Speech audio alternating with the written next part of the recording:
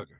All right. I think business owners mostly misunderstand cybersecurity with respect to a almost a false sense of security, where they feel like they're too small or too insignificant for the bad actors to be interested in their business. And that's just simply not true. In fact, the fact that they do have a false sense of security and don't have proper security measures in place makes them low-hanging fruit for the bad actors. Well, what's the biggest exposure most businesses have to cyber threats? The number one cyber threat for small businesses is email compromise, or what's called BEC, business email compromise. 9 out of 10 security breaches start with email every time. And what basic security measures should every business have in place in addition to what you just mentioned? The basic security measures that every business should have in place is advanced email security with tenant monitoring, backup services in the event there is a breach or an accidental deletion. Uh, they should have a security appliance in place that does intrusion prevention and detection.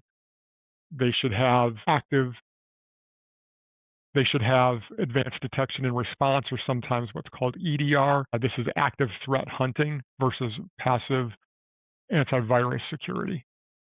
Let's go into that a little bit better.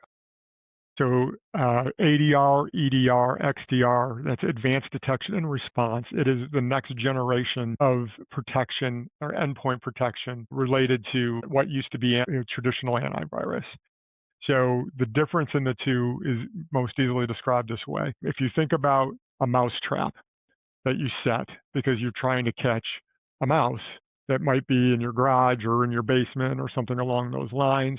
You're waiting for the mouse to come along and trip the trap, right? Versus advanced detection and response, you're actually hunting, you're out threat hunting, looking for, in this analogy, the mouse in your garage. You're actively hunting for it. That's the difference. So That makes advanced sense. detection and response, they're actually the security system is actually looking for threats actively on the system versus waiting for one to come by. Excellent. Another acronym is SAT, or Security Awareness Training. What is it and why does it matter, especially in today's age of rapid AI deployment? So 9 out of 10 compromises come via email. Security awareness training, or SAT, provides education for the end users who are part of that weakest link of your cyber protection. So emails come in, users click on the wrong link, and all of a sudden you have a threat. Security awareness training is educating the end users on what to look for, what to watch out for. When they see a suspicious email, they know it's bad news and they should delete it or notify their IT department. Very important part of cybersecurity posture. So, what are some of the newer phishing, phishing techniques that are coming? What are they trying to exfiltrate at this point? I've seen like open a PDF, log in to this thing. What are some scenarios that you're seeing that maybe are new coming down the pike? uh, you know, I'll say that the most effective phishing scams are after credentials. They're after login credentials that they can go use at other locations. If you do type credentials into say a fake Microsoft 365 login, now they have your credentials to log into Microsoft 365. Then they go there and they spike and spread, right? Looking for administrative accounts that they can compromise and so forth. That's the number one most effective phishing campaign that we see. When you say that they spread, we talked before that it's not like a one-to-one correlation of like they have it and then they do something with it. Could you explain how they lie in wait and build on that accumulation of knowledge that they've gotten access to? Right. So what a bad actor will typically do, particularly when it's a business email compromise, is they will monitor. They won't necessarily take action on the credentials that they now have. What they're doing is they'll go in and they'll watch emails go by, figure out who is responsible for issuing checks, for example, understand who is the approver, all through just monitoring email, right? Again, this is just one example. So they will do that, and then when they have all the information they think they need to actually pounce and try to get some amount of money exfiltrated or data exfiltrated, then they'll start sending emails that are from the approver to the person who writes the check saying, hey, I need you to write a check for $5,000 to this new vendor. Here's all their information, and do things like that. So that's a very basic example of what one could expect a bad actor to do with those credentials that they have. 'Cause I've seen emails, from supposedly from UPS asking me about shipping information. I've seen from Microsoft asking me about that my access to my mailbox is going to expire. I have to renew it. And quite frankly, you used to be able to tell by the naked eye because it was a mismatch, the English as a second language or whatever. There was something that was off. These latest ones are from Acrobat, Microsoft, UPS. They look remarkably deceiving. Are you seeing things like that on your end? For sure. So what we're seeing on our end is this a level of sophistication that the bad actors have attained by way of AI. So AI is being weaponized. And so when you used to be able to tell a graphic in an email was not legit, that's no longer the case. There's a level of sophistication in architecting these phishing campaigns in order to, again, compromise your environment, compromise your network, compromise your email tenant. The level of sophistication, the game has gone to a new level for sure, for certain. So it seems like there's a couple different things going on. In your other illustration, you'd mentioned, sort of the lie in wait versus going on the offensive and hunting down. So would that be a good lead into, because they're trying to get access they're trying to penetrate into your data, into your interworkings, and these software can scan for things. So I'm trying to draw the difference, if there is one, between penetration testing, which would be you helping ethically trying to find vulnerabilities, and vulnerability scanning. So what is the difference between penetration testing and vulnerability scanning? There is a difference between penetration testing and vulnerability scanning. Vulnerability scanning, there's a system put in place that's actually looking for vulnerabilities. The system checks that against a couple of different databases, maybe multiple databases, where that information is maintained. Those new vulnerabilities are constantly being updated, probably at the pace of, say, 10 to 20 a week. And so the system checks against that for the vulnerabilities that may exist in your environment, and then reports back on that so that you can actually remediate those vulnerabilities. In a penetration test, it actually takes that vulnerability information and ethically looks to see how much data what could be exfiltrated from the environment. Things like data, personal identifiable information, healthcare information. What can we get out of the environment now that we know these vulnerabilities exist? And that's what a penetration test does. So it sounds like that what they can exfiltrate is a hierarchy depending on what type of business it is. So the accumulation of that data would be the mother lode. What are some top industries or businesses that have that data access vulnerability? So many industries exist that do regularly work with the kind of information that bad actors are really after. So think PHI or personal health information, PII, personal identifiable information, things like social security numbers and so forth. The financial industry, financial services, CPA firms, law firms have this information, certainly medical practices, and insurance agencies all have this kind of data, and many more. So it doesn't seem like there's a one size fits all. Like in the antivirus, there would be a virus, something, something to something dash, and we would create the defense around it. And it was pretty straightforward. But now with the sophistication, it seems like depending what industry you're in, there's a certain playbook that these bad actors have. For instance, if I'm in construction and I'm pushing large invoices naturally, then that's sort of a different pattern than if I'm a large CPA firm and, like you said, the Social Security or e-commerce or whatever that has a lot of aggregate data. So there's a difference. Like one playbook would be like, yes, I need to use this to get to this pathway because I'm after X. The other one seems to be like a broader play Y. Could you sort of separate that out? Is that a hierarchy that you're seeing as far as their bad practices? The bad actors are always after one thing, and that is money, right? Whether it's in cryptocurrency or a check gets written to an offshore account or whatever it is, the end result that the bad actors are always after is money.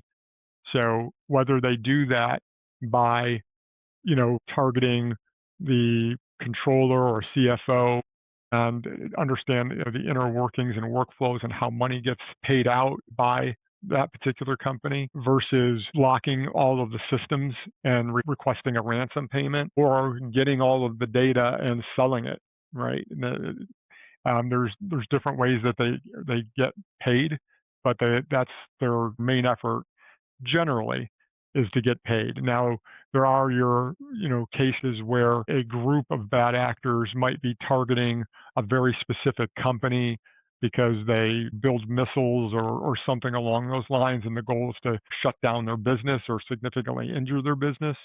But by and large, the vast majority of attacks are it's all about money. And I would think that they don't just monitor that CFO, look over his shoulder to try to get his password. They go for the weakest link. A weakest link might be a remote salesman that is logging in somewhere. Years ago, it was like, do not log in on public Wi-Fi, but it's gotten worse from there. Could you explain that functionality of them finding that weakest link and how maybe geofencing would help curtail that from the perimeter? So generally, bad actors start out with a shotgun approach, and they're targeting multiple people in multiple organizations to see whose credentials they can get. Once they have tricked somebody into supplying their credentials, that's when the deep dive starts, and they'll start looking into what they can see inside the tenant, what level of access that they have, uh, and looking at what they can do in an effort to monitor specific workflows. There are multiple things that one can do to protect the tenant, even if one person slips up. Geofencing is one of the things that can be done. And geofencing, it basically says you can only log in from this specific area. So, for example, you might, if you're a local shop in Houston, Texas, you might say, I only accept logins from Texas. That way, people who are bouncing from Russia to, say, a server in Washington, D.C., or something along those lines, that threat is mitigated because they cannot log into the tenant. It seems like just an hour later. I was just thinking of that. Obviously, it's not as simple as that. It's just one in many, many toolboxes. What if, we talked about they're always after money, always after an end game of loss. That reminds me of, homeowner, homeowners insurance. If you have a loss, you get compensated. Is that how cyber insurance works? And should business carry cyber insurance? This is another thing that years ago, I don't even know if it existed. Then it was like a nice to have. And it seems like it's going down the path of a must have. Is that right? Yes, cyber insurance really is becoming more of a must-have, and that has been a growth area over the last half a dozen years. Several years ago, most people didn't have cyber insurance, didn't think they needed cyber insurance. Now it is becoming, a staple in terms of, an insurance profile as a small business. So cyber insurance is important because if you do have a breach, it can often be a substantial one, tens of thousands of dollars just to start. So having a cyber insurance policy in place is an important piece of your business and business continuity. That makes sense. Taking that analogy of homeowners insurance, in Florida, where there's a lot of hurricanes and exterior threats, um, they come at it from the agent wants to sell the insurance, but the pricing has increased due to the extra threat and damage that's been done. I've seen that's been the case now? Like these cyber insurance companies basically gave away these policies, but as the other side of threats came through, they really needed to tighten up standards of even issuance and keeping that policy intact with some actions. So, how can companies keep their cyber insurance rates down or even keep their insurance policy enforced to make sure that if something bad happens, they have coverage? Cyber insurance premiums have changed greatly. Several years ago, it was a very loose application for a cyber insurance policy. But as the threats became more and more prevalent, the insurance agencies realized that, hey, we've got to tighten the standards here. So premiums for cyber insurance policies are largely driven by the protections that are in place in order to try to mitigate threats. So having certain protections in place keep your premiums lower than if you don't have those protections in place. So you'll often save the money back. If you buy a certain protection, say advanced detection and response, the cost of that will likely be recouped by a lower insurance premium for your cyber policy. Makes sense. When you talk about bundled IT and security features or layering, what does that really mean for a business owner? Yeah, I think bundles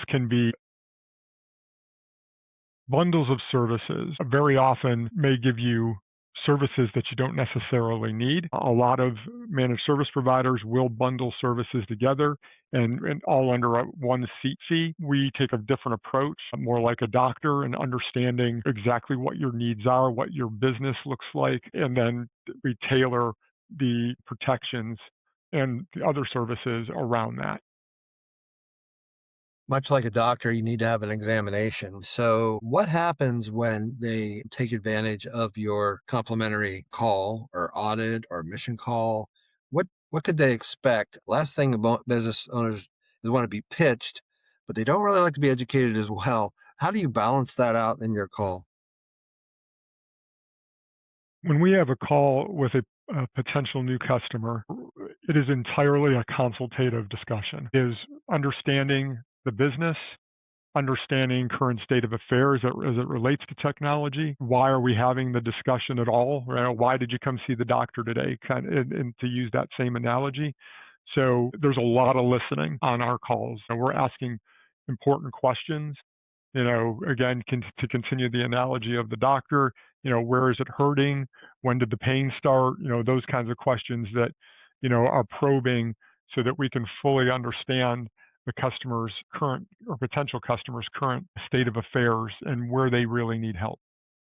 So I'm going to set you up for an easy question, but it's really not meant to be. If there is for a company that feels behind on cybersecurity, other than calling you, what's the first step you recommend? If Ask that again, please.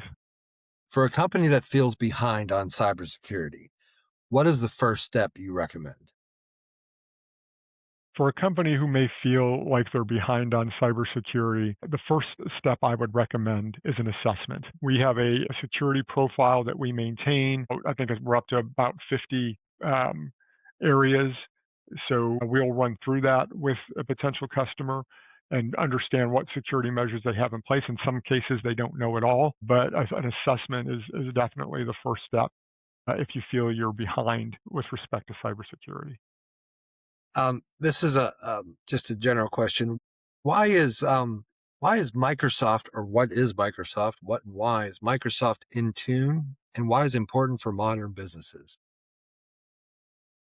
Microsoft has a system or tool called Intune. It is essentially a management platform that comes with certain Microsoft 365 licenses.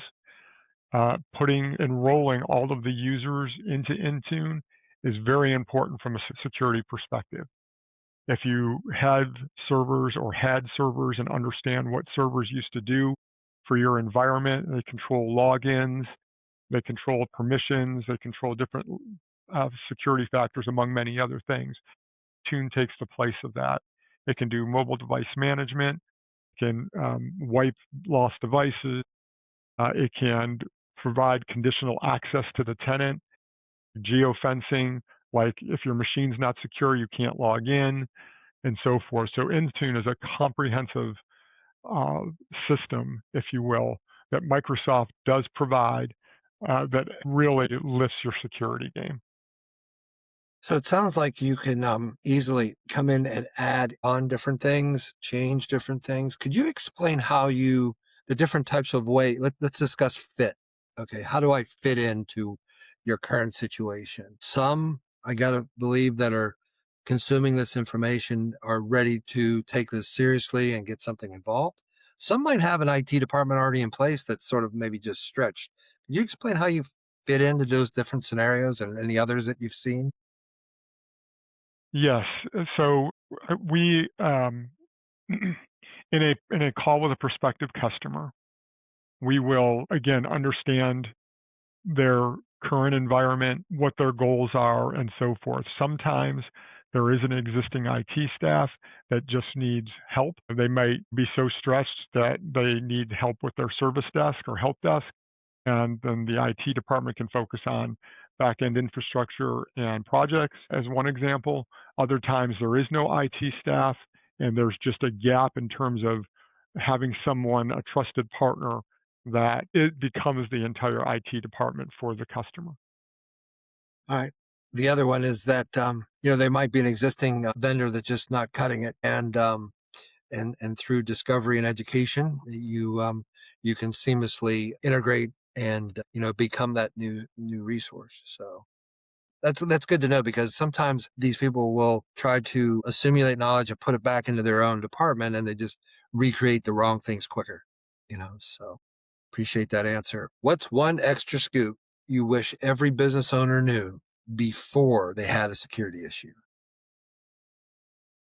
The one thing uh, that I would wish for every business owner to know before that they had a security issue is that they have a trusted partner that they can go to in the event one of the alarm bells goes off.